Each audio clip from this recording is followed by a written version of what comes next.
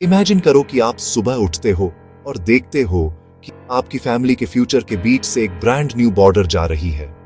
1947 में यही हुआ था, जब इंडियन सबकॉन्टिनेंट को इंडिया और पाकिस्तान में डिवाइड कर दिया गया था, लगभग रातों रात। ऐसा क्यों हुआ और कैसे हुआ? चलो मैं आपको जल्दी साफ तरीके से बताता हूं। सबसे पहले सेटअप। लगभग 200 सालों तक ब्रिटिश ने उस रीजन पर राज किया। आज का India, Pakistan, Bangladesh plus princely states. उस दौरान पॉलिटिक्स इवॉल्व हुई, रिलीजन भी एक बड़ा फैक्टर बन गया और कम्युनल लाइंस जमने लगी। अर्ली 1900s में सेपरेट इलेक्टोरेट्स लागू किए गए, जिसने पॉलिटिकल डिविजन्स को और गहरा कर दिया। इंडियन नेशनल कांग्रेस एक यूनाइटेड इंडिपेंडेंट इंडिया चाहती थी। ऑल इंडिया मुस्लिम लीग, जिसे मोहम्मद अली जिन्ना लीड कर रहे थे, को डर था कि मुस्लिम, जो पॉपुलेशन का लगभग 1/4 थे, हिंदू मेजॉरिटी से हमेशा आउटनंबर्ड रहेंगे। लेट 1930s और 1940s तक यह डर टू नेशन थ्योरी में बदल गया। वर्ल्ड वॉर TI ने सब कुछ तेजी से कर दिया। ब्रिटेन थक चुका था और दिवालिया हो चुका था। मास मूवमेंट्स जैसे 1942 में क्विट इंडिया ने एम्पायर पर प्रेशर डाला। कम्युनल टेंशंस बढ़ गए, खासकर 1946 के कैबिनेट मिशन जैसी पावर शेयरिंग टॉक्स की फेलियर के बाद। फिर हिंसा हुई। अगस्त डायरेक्ट एक्शन डे ने दंगे और हत्याएं शुरू कर दी, जो पूरे रीजन्स में फैल गई। ट्रस्ट खत्म हो गया। लीडर्स और आम लोग पटिशन को आइडियल नहीं, बल्कि सिविल वॉर रोकने के लिए सबसे कम बुरा ऑप्शन मानने लगे।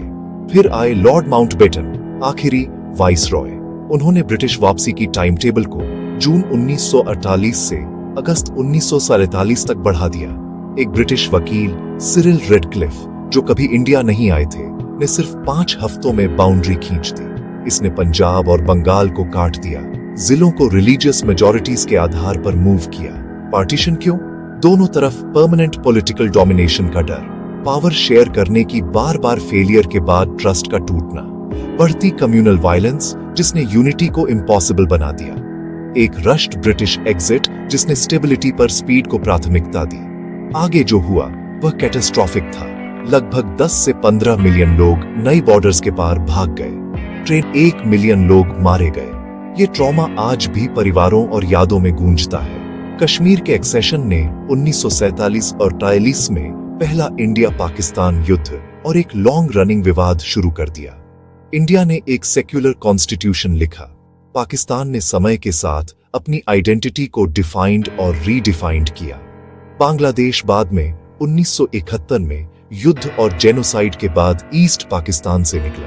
क्या पार्टीशन को टाला जा सकता था? शायद, अगर ज्यादा समय होता। शायद, अगर कम डर होता।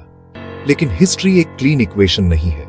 ये प्रेशर में किए गए चॉइसेस हैं। यहां टेक अवे है, क्यों और कैसे समझना जरूरी है। दोष फिर से देने के लिए नहीं, बल्कि सीखने के लिए। बॉर्डर्स हफ्तों में बदल सकती हैं, हीलिंग में जनरेशन लग जाते हैं।